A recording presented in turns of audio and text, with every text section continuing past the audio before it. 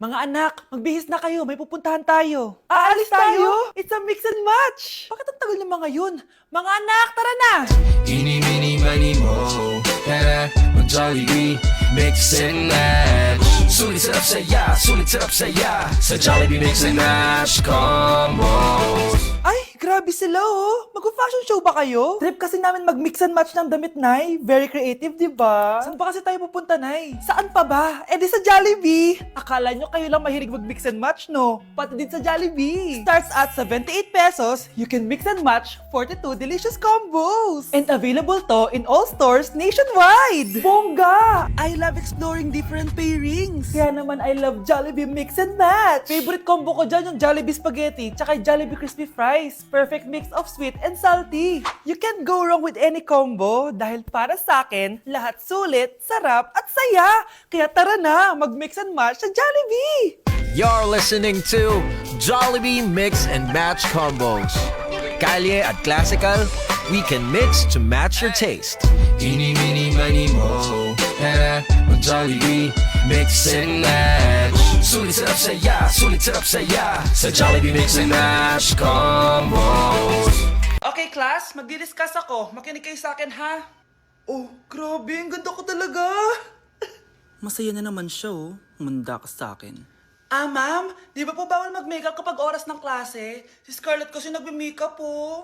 Lu, pero pag ikaw pwede? Equals to. Ay, oo. Mamaya na yung makeup na yung Scarlett, ha? Makinig ka sa akin. Aw, di na siya makakapag-retouch. Okay, class. Dalawa ang naka-perfect sa exam natin. Si Cheska. Expect ko naman na perfect ako eh. At si Scarlett. Perfect din ako. Talagang nilalabanan ako ng babaeng to. Patingin na tas paper mo. Ma'am, di ba wrong spelling is wrong? Mali yung pneumonia niya oh. Walang P sa una. Ha? Ay, oo nga. Kulang ng P. Hindi ka na perfect, Scarlett, ha? Ayan, ako na ulit ang highest dito sa klase. Kontrabida talaga tong si Samantha sa buhay ko. Bakit di nagre-reply yung jowa ko? Saan na ba yun? Tagal naman ni Scarlett. Saan na kaya yun? Hi, Miguel! Oh, Samantha, samahan mo naman ako sa kantin. Libre kita. Di pwede. Hinihintay ko yung jowa ko. Ha? Nasaan na ba yun? Yay! Sasamahan mo ako!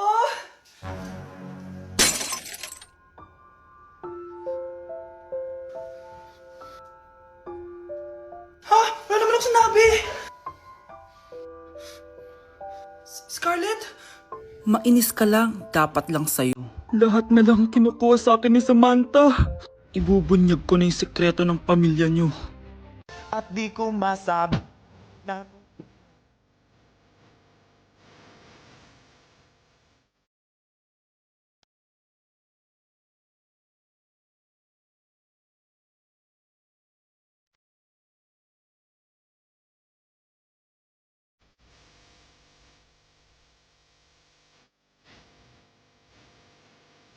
Mga anak, nandito na ako!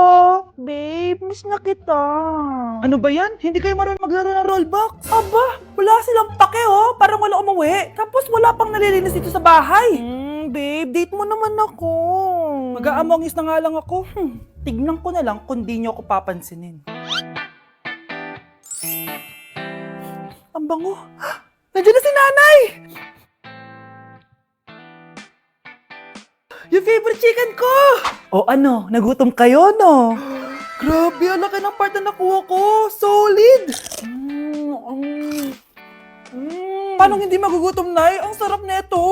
Ito pa rin yung best tasting chicken para sa akin. Walang katulad to, Nay. Ay, namiss ko to yung sama-sama tayong kumakain, gaya nung bata pa kayo. Simulat sa pool, Chicken Joy na talaga ang go-to natin. Malalaki ang servings at para sa akin, ito pa rin ang pinakamasarap sa buong Pilipinas.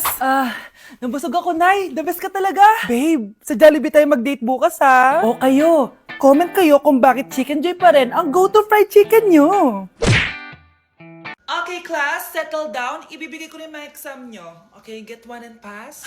Ma'am, sorry I'm late. Class, anong sabi ko kapag late na dumating? Hindi po mag-e-exam. Tama! So, bawal ka na mag-exam, Scarlett. Hi, ma'am. Nandito na ako. Medyo na traffic eh. Oh, Cheska, buti nakahabol ka. Oh, eto, pinag-reserve ko to ng test paper. Mag-exam ka na. Thank you, ma'am. Lu, si Cheska pwede mag-exam kahit late. Iba kasi si Cheska, hindi mo siya kagaya.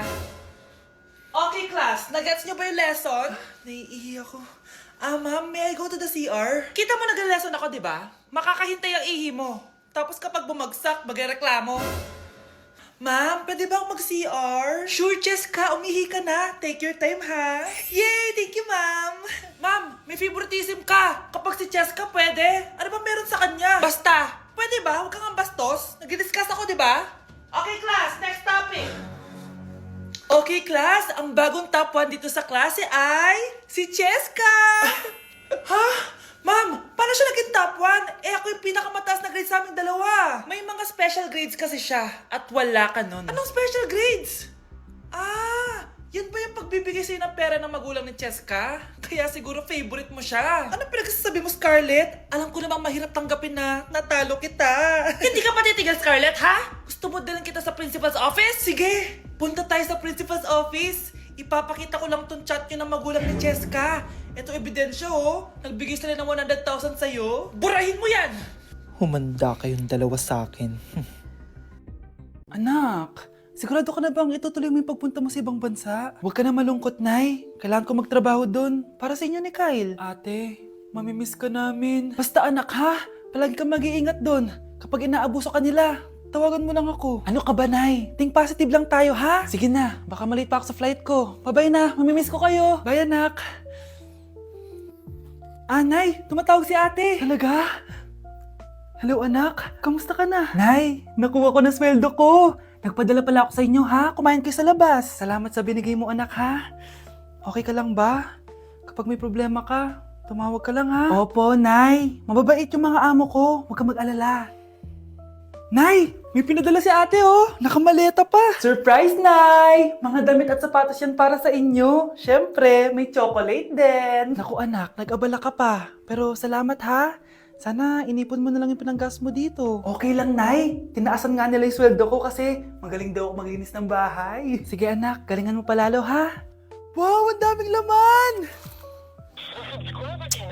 Bakit di sumasagot si Scarlett? Baka busy. Anak, tumawag na ba ate mo? Ilang araw na siyang di tumatawag, ah. Nay, may tumatawag. Ay, salamat sa Diyos, tumawag na. Hello, anak. Nay, may pinadala ulit sa ate. Ang bigat. Ano? Anong nawawala? Ano kaya naman nito? Hello? Hello?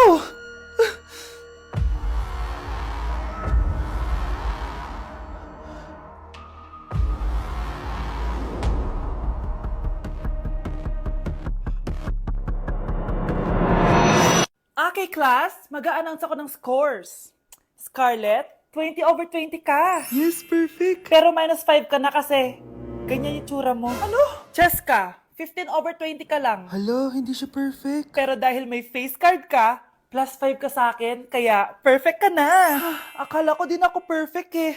Face card never decline. Bakit may plus points yung pagiging face card ni Cheska? Tapos ako may minus? Porket ganito yung tsura ko? Pinagpuyatan ko yung exam na yan. Oops, may bitter dito. Hindi mo naman kasi magigets yun kasi wala ka nun. Hi ate, pabili ako ng kwek-kwek. Nakikita mo ba tong pila na to? Pumila ka! Ay, sorry. Sige, pipila ako. Ate, isa nga pong kwek-kwek. O eto be, libre na lang yan para sa'yo. Thank you ate, you're the best. Ano yun? Ako pinapila mo tapos si Cheska di na pumila. Hindi mo ba alam na VIP dito ang may face card? Bakit? Meron ka ba nun? Face card pa lang gusto nyo, ha? Bibigyan ko kayo ng face card. Okay class, mag-exam tayo. Cheska, exempted ka na sa exam kasi may face card ka. Good luck guys ha, huwag niyo masyadong galingan. Ma'am, exempted din ba ako? Dame un Scarlett? Grabe ang face card. Exempted ka na rin, Scarlett. Thank you, ma'am. Ako lang dapat ang face card dito sa room. Ako ang tunay na face card. Anak, bilan mo ako ng tubig na sa 7-Eleven. Bilis na. 7-Eleven? Sige, Nay. Nay, alis na ako, ah. Ba't may dalang maleta yun? Ano naman trip ng babaeng to? Manonood na nga lang ako. Wow, ganito pala itsura ng airport. Ang ganda. Ganito pala feeling sumakay ng airplane. Eto ba yun, yung 7-Eleven? Teka, anong oras na? Bakit di pa umuwi yung babaeng yun? Ayan, ito yung pinapabili ni nanay. Tawagan ko na nga. Ay, hello, Nay. Ito na, nabili ko na pinapabili mo. Asa ka na, ha? 7-Eleven, di ba, Nay? Oo, 7-Eleven. Diyan lang sa may kanto. Ay, akala ko kahit sa 7-Eleven. Ha? Nasa ka ba? Sa Japan. Ha? Japan? Ayun na, bilisan mo! Hala, dugo ba yung pinampunas niya sa mukha niya? Anak, tingnan mo to, oh. Ano yun, Nay? Ha? Anak, ano yung nasa mukha mo? Dugo ba yan? Ginagaya mo ba yung pinupload ko? OA ka talaga, Nay. G2G peeling solution to. Gentle exfoliating to. Tinatanggal nito yung mga blackheads, whiteheads, tas nakakaliit din ng pores. 2 times a week ko to ginagamit, kaya instant glowing at smooth na yung texture ng skin ko. Ay, perfect yan, anak. Ang dami ko pa namang blackheads, tapos ang laki pa ng mga pores ko. Charan! O, ito, Nay, sa'yo na to, ha. 199 pesos lang yan. Thank you, anak, ha. Huwag mo na ulit ako gugulatin ng ganun, ha. OA ka lang talaga, Nay. Grabe, nakakapagod mag-aral. Tara, Bes, road trip tayo. Hindi, arcade na lang. Hindi, Bes, road trip na lang. Arcade! Ha? Away ng away eh. May share ako na bago na sure ako kung saan tayo magkakasundo. Saan naman? Kumain na lang tayo, Bes. Share ko lang kasi sobrang good deal ng Jollibee Meal Savers.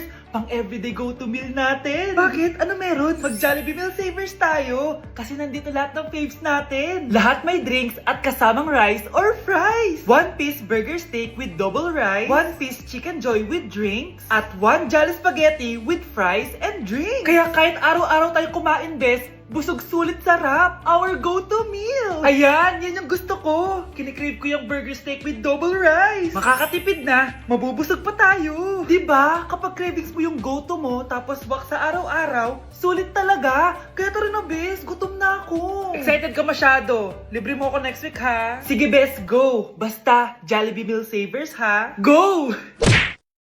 Nasa Japan pa rin ako at titikim tayo ng Japanese convenience store food part 2. Hulaan nyo guys kung nasan ako. Walang-wala na ito sa Pilipinas, promise. Hindi talaga pwedeng wala akong mabili tuwing pupunta ako dito sa Family Mart. Tignan nyo naman, parang lahat gusto mong itry, di ba? Guys, may nakita ko. Parang may ganito ako. Okay pa ba to? Parang panis na. Add to cart. Guys, mukhang masarap to. Add to cart natin to. Guys, nakita ko kanina daming Japanese na kumakain nito. So, add to cart natin to. Guys, parang masarap din to, Pamichiki. Add to cart.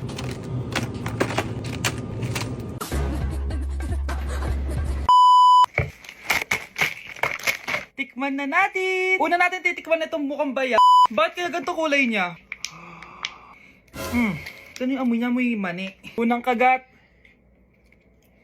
Masarap siya pero lasa sa mani. Oo eh. Masarap siya. Sarap siya. 7 out of 10 to. Next natin tong Pamichiki. Tignan nyo guys, grabe. Walang buto to ah. The best! Pupunta talaga ako ng Japan para lang dito. Buhay ko out of 10 to guys. Next, mag-drinks muna tayo. Sarap. Wala akong masabi. Sarap niya. 10 out of 10 to sa akin. Ang daming Japanese na kumakain nito kanina. So, try na natin kung masarap ba talaga. Parang marshmallow. Ice cream yan. Masarap siya pero medyo matamis siya. Mahilig sa matamis. Sarap! Okay. Next natin itong palaging kinakain ni Honey Bunch. So para siyang pandesal na may feeling sa loob. Dami pala niya. May laman siya guys. You know? Masarap siya pero wala siyang lasa. O yan naman, magko-comment na naman masarap pero walang lasa eh. I'll give it 7 out of 10. Next natin tong parang mushroom na parang chocolate din. Next natin tong ganito yung itsura niya.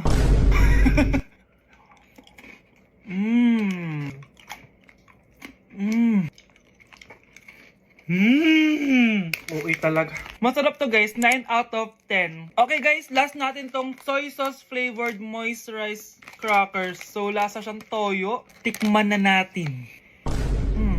Amoy singit. So ganito yung itsura niya. Amoy singit. Wag nyo try guys. 1 out of 10 lang to.